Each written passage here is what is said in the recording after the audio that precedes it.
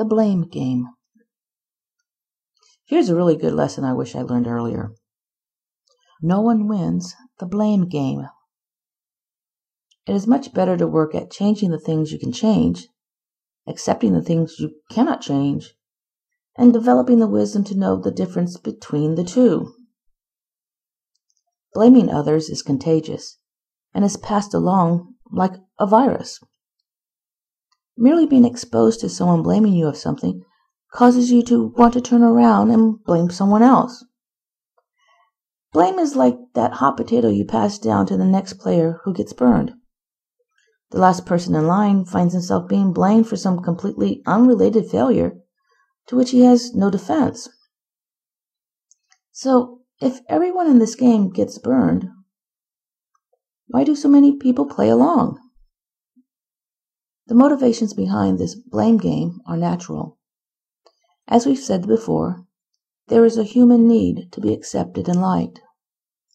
Most people want to look good in the eyes of their friends and their family and their co-workers, so they don't want to bear the shame of being responsible for a problem, to be viewed as something less than perfect.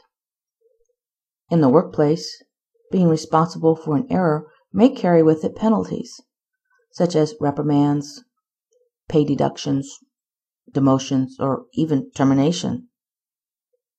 As a result, people will pass the blame on rather than dealing with it, which can be especially frustrating for people who are generally not involved with the issue. The temptation is huge. Keep passing that buck and point fingers elsewhere when you make a mistake. After all, everyone else does it. Now, just because everyone else does it does not make it the right thing to do. Just because it's easier to pass the blame onto someone else doesn't make it the right thing to do. I know it's not easy, but if you want to be treated as a respected person, if you want people to look up to you, don't blame others for your mistakes. If you want to be respected as a trustworthy and loyal person, you need to stop the cycle of blame and start on a course of acceptance and solutions. Instead of continually running in circles and blaming each other, get up and actually accomplish something. Become the problem solver. A problem solver is someone everyone turns to for advice and help. Everybody wants to have a problem solver as a friend or a team member because the problem solver doesn't blame anything on anyone.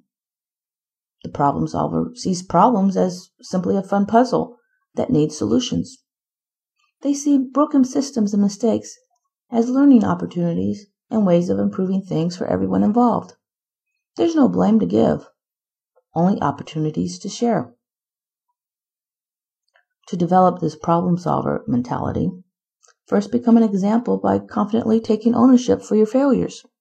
People with a stable sense of self and confidence in their abilities will accept the responsibilities of their actions, as well as help solve problems for others. From there, they will constantly focus on the learning opportunities that are embedded in every mistake. Now, there's another thing to always remember.